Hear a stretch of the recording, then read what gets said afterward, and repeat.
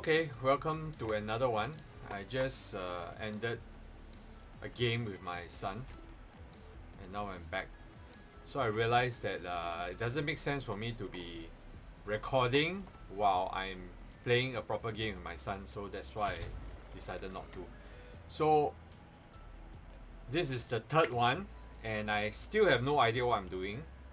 I think I realized that part 1, part 2 has very little views, of course, and ultimately I have to justify to myself it's not about views. It's never about views. Why am I doing this? Is purely because I think it's fun, and I think it's one of the last things that AI can do, or rather, I don't see AI ever doing this thing, and I don't know whether it's, ultimately is it enjoyable for you to even be watching this. But well, here I am. That's what I'm doing now. Okay, so what I'm gonna do now is I'm gonna do some match quests. I think I'm a bit behind. Deal damage within 5 seconds of sliding. I think I can do this emote. And then I'll aim to be at the underworld, which I'm pretty good at doing. Okay, so I'm gonna spend a bit more time playing how I normally will play. The first thing I'll go to Lavish Land to hire Artemis, and then I'll have her help me, and usually I'm slightly better. Yeah, so I think I better go to some proper content which I wanted to talk about, which was one of the things that I realized as I was playing a game, that I'm learning a lot about myself through the games I play. So one very obvious thing is that I ask myself, how would I know if I'm an NPC? So what do you think? Put some comment in the thing that in this video about how do you know whether you're an NPC in a game, in a simulation. And this has been something that I've been obsessed with recently, which was I really feel that there's a high chance that we are living in a simulation. Okay, so I'm a pretty logical person, I'm a pretty pragmatic person. Okay, I'm not, like I said, I'm not really a religious or superstitious character. But then I have been facing a lot of scenarios, I've been observing a lot of things that make me question the reality I'm in, if that makes sense to you. So for example, one of the things that I have been always interested about, and like I said, being a non-superstitious person does mean that I'm also quite open to trying out things. So for example, I was I think in my early 20s when I went for a 八字 reading. Okay, basically fortune telling reading that my friends introduced me. And then what happened was, during that reading, there were 3 of us, good friends. We were sitting at I remember the... Oops, there's a player. Let me settle this guy first. Okay, this guy is most likely a human.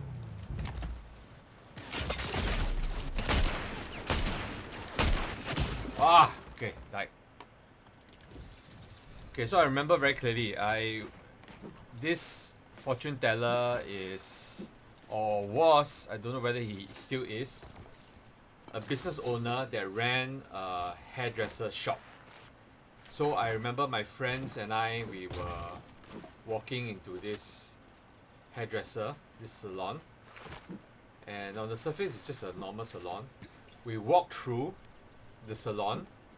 It was very confusing. Walked through the salon into the back office, and we settled into this. It's basically a modern office. It's just an office.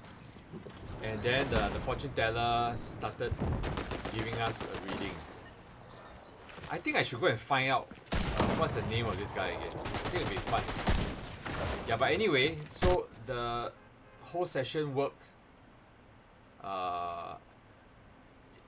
in a very surreal manner. I was very, very interested in the whole process. So he sat us down and he gave us our reading based on our birth date, where we were born, birth time. Okay, so in other words, this is what the Chinese call 八字, 8 characters that sort of define your life. Yeah, I'm reading this thing, see the image.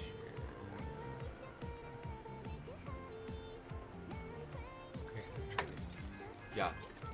So I remember being a skeptic. Like I said, I don't like to be superstitious, right? So I went in with a recorder. Back then we were using mini DV recorders. If you don't know what that is, I can't help you, but it's just basically a high fidelity recorder. Okay, digital, one of the truly digital kind of recording that was portable. So I brought this recorder with me. I put it in front of the desk and I told Mr. Fortune Teller that I'm going to be recording this. Are you okay with that? Because the reason why I do that is that I want to make sure that I'm being scientific about this. Because I've heard of how fortune teller being pseudoscience, where fortune tellers can make use of your psychology, and by asking you questions and framing in a certain way, it leads you to present your answers, for you to answer some questions indirectly, and then for them to come to some conclusion and say, oh yeah, okay, and then you are so and so, or you believe so and so, and so on. Oh crap.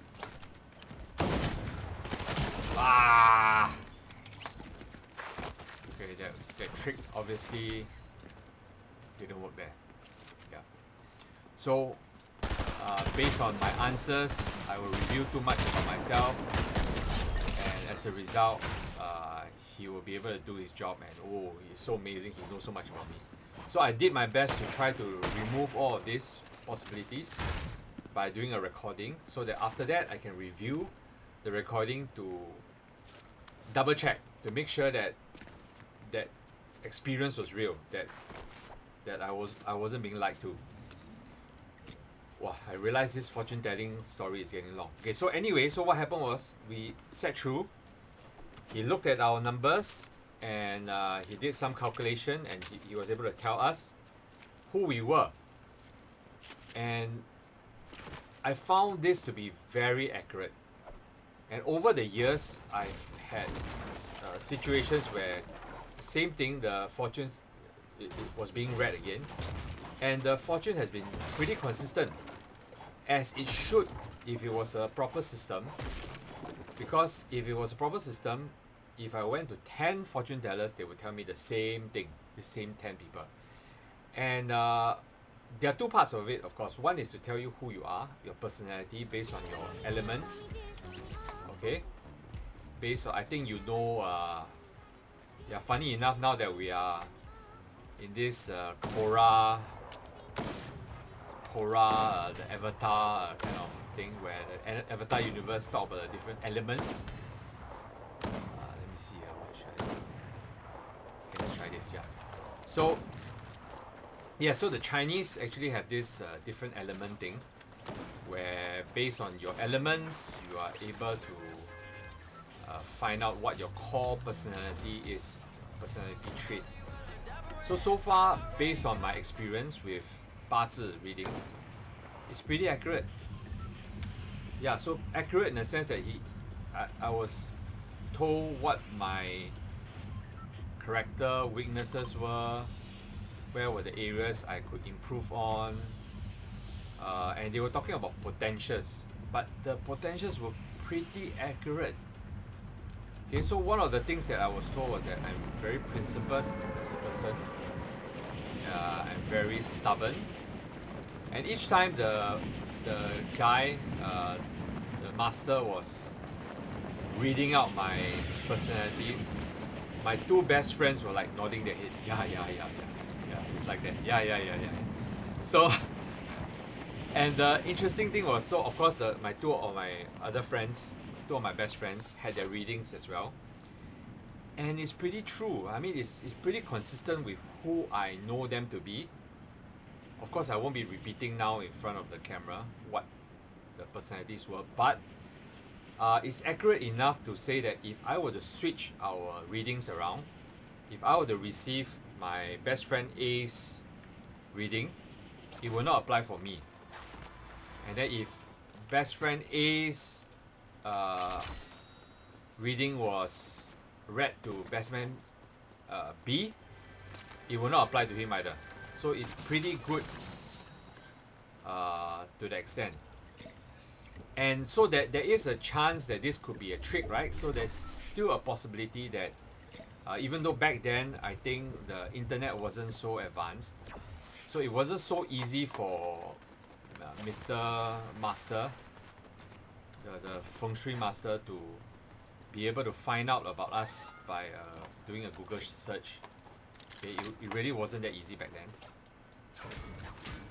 But there is a possibility that he could have done some search before we went. Okay, so there's a likelihood of that happening. But what happened was, my best friend asked about his girlfriend back then. And that is a little bit scary, because he was dating two different people. Let me try to kill this guy first. Okay, I think he's a bot.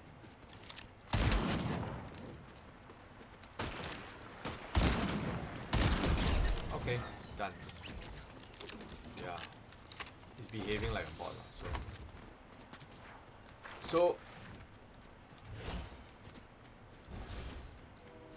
So the amazing thing was that he was dating two girls back then, and he was asking about compatibility with the two girls.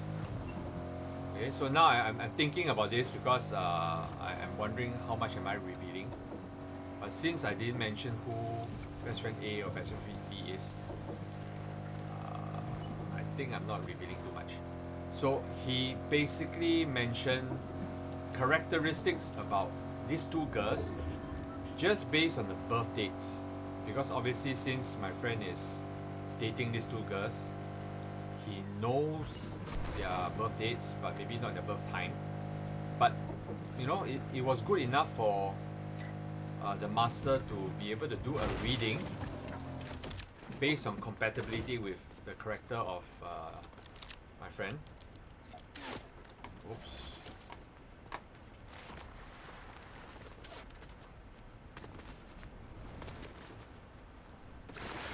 Okay, I think I better concentrate for a while.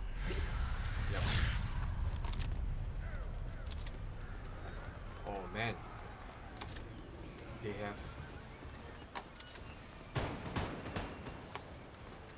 They have summoned Hades. Okay, so based on the reading, he was able to on the spot, because so there wasn't any pre-planning, right? Okay, just on the spot he was able to tell my friend characteristics of the two girls, these two ladies. And obviously because I know these girls as well,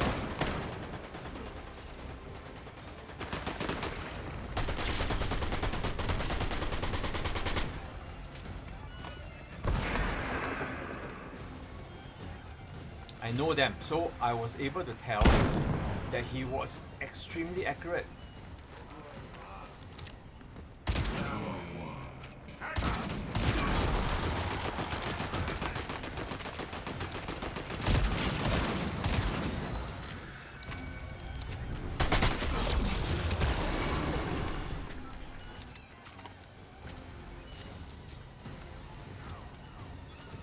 My friend is out there. Oh!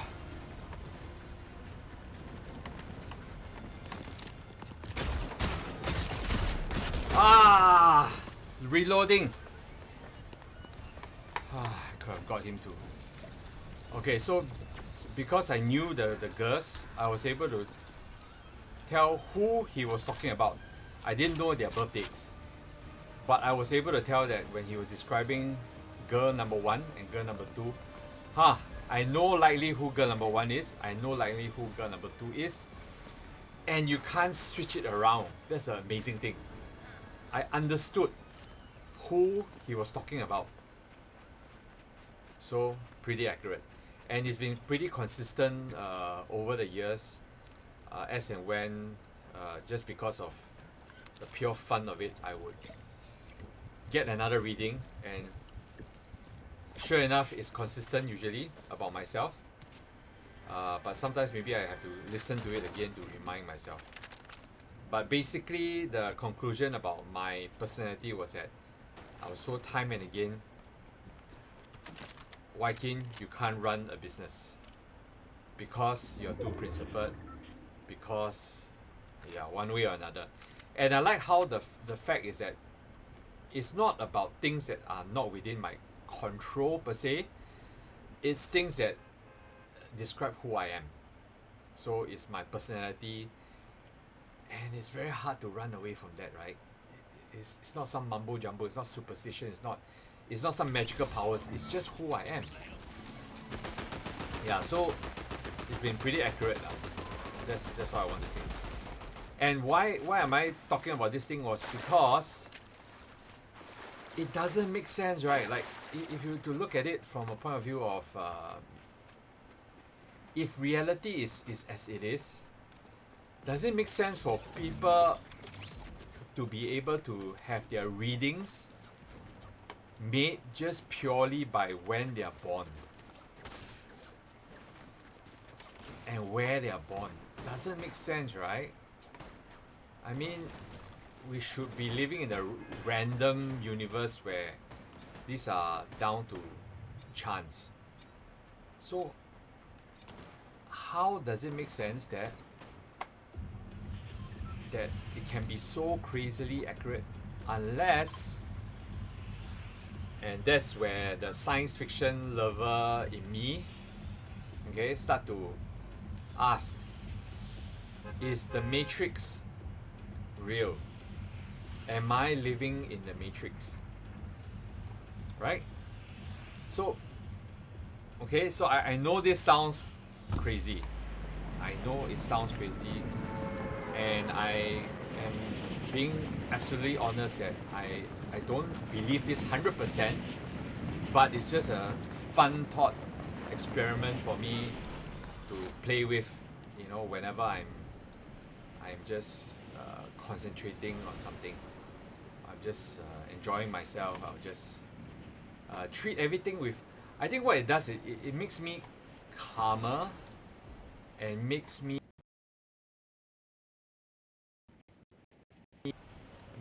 less serious, or rather I take things less seriously. And if things were to go wrong,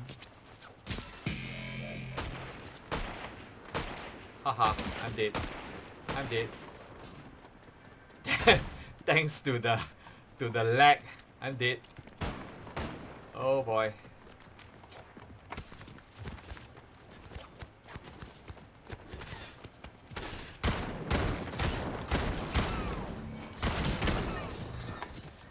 That was funny. Okay, never mind. Anyway, the good thing about playing while talking is that I don't really take this seriously. Okay, again, you see, it's just fun. So when I face situations in my life and things are not really going that well, I'm able to take this in a light-hearted manner and tell myself, hey, it's just a game, right? So, are we truly living in a simulation? Are we able to tell? So, for example, if I were Artemis and I were living my if I were Artemis and I'm going through my life as a character, will I know that I'm in a character? What am I armed with? Whether my mind or my body, what am I armed with to be able to tell that I'm not real, that I'm living in a virtual world? Am I able to tell? So if you think about this, of course there are many research projects that they're put into this, and of course there are a lot of theories as well, and in fact there's this thing about simulation theory where basically using logic there's no way to disprove that we are in the virtual world, therefore we are likely to be in a virtual world. Basically what it states is that if technology is sufficiently advanced, okay, and we are able to generate a virtual universe, something like Fortnite, okay, maybe Fortnite but virtual VR, and then perhaps you're able to feel as well, you're able to have all your 5 senses in the virtual world. If technology is able to reach that kind of fidelity, to give you that kind of experience that is indistinguishable from reality, what's the probability that you are actually in the actual universe, the actual base reality? Okay, so using probability, again, the science is actually it's not easy to understand. I don't fully understand, so I may be talking crap here, but given that probability is higher probability for us to actually be in one of the simulated universes, because you're not only talking about one layer of simulation, you're talking about multiple layers. So for example, if I am a player, so I'm in the base universe, I'm playing this character, and this character in that universe might also have the technology to generate another version, another layer of virtual reality, and so on. So how deep in you are, okay, there could be multiple layers. So the likelihood that we are in the base universe is very low. Okay, so that's what this is. And like I said, it's just a fun thing for me to think about. Okay, I'm not saying that I'm taking this seriously, but it really does make me feel a lot better about myself. Oops.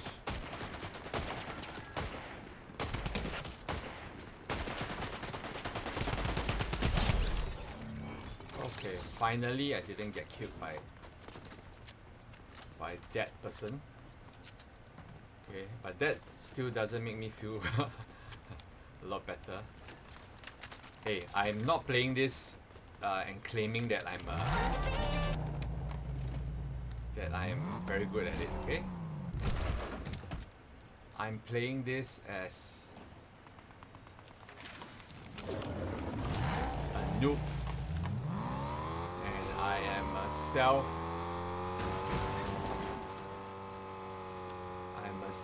I admit that I'm a noob, okay? Like I said, I just treat this as interesting for me to be able to enjoy the game in a different way and to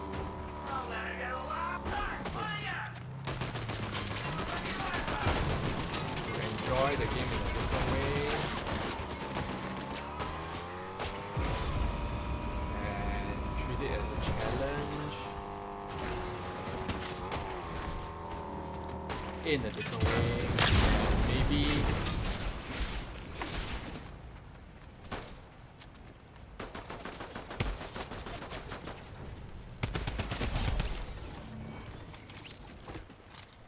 maybe come up with some content. That's what I'm doing.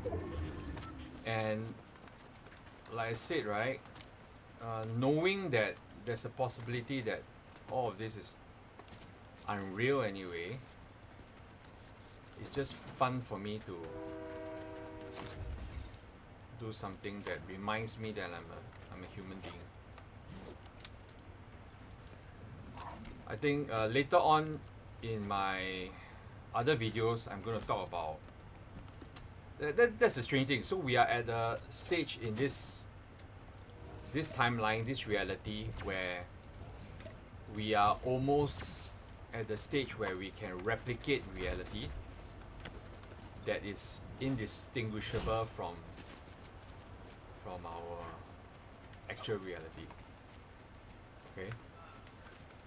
And one of the major things is about intelligence.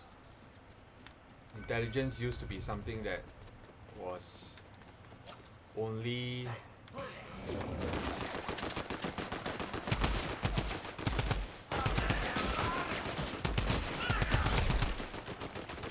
possible for humans, probably some mammals, but now human beings are able to create something that can be convincingly considered as humans, and I'm talking about AI. So we are there now. That really put things into perspective. That because there are many ramifications. We are talking about what's the meaning of life. You know, what is the point of what we're doing? If we can be replaced by AI, many things to talk about. And then what else are we going to do about this? What else can we do about this? So I have many different layers of understanding. Okay, better do this.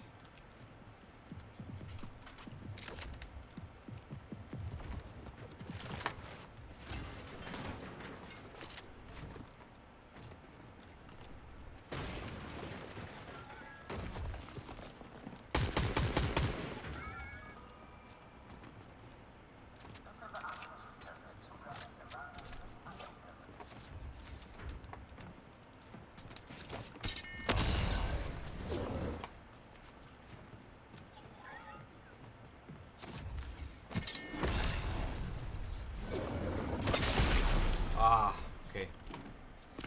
So I think I'll leave that to a different video at a different stage. Basically, how I perceive AI and whether I feel threatened or not. I think that's an interesting thing for us to discuss at a later stage. But so I mean, this is good enough for one episode. I think. I don't know. Is anyone watching this? I have no idea as well. In the end, it could be just my kids. So the question that I was asking was, is there any way for us to know if we are an NPC, a non-playable character, okay, in a virtual universe? Is there any way we can tell that we are doing that? And even if we are, what does this mean? It's something that is very interesting for me, and I would like to hear your thoughts. So please comment below about how you feel. Does it matter to you? Yay, I got the skin. Korra. Really cool. Yeah.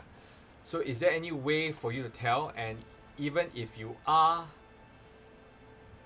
AI, even if you are a virtual character living in a virtual world, how do you feel about it?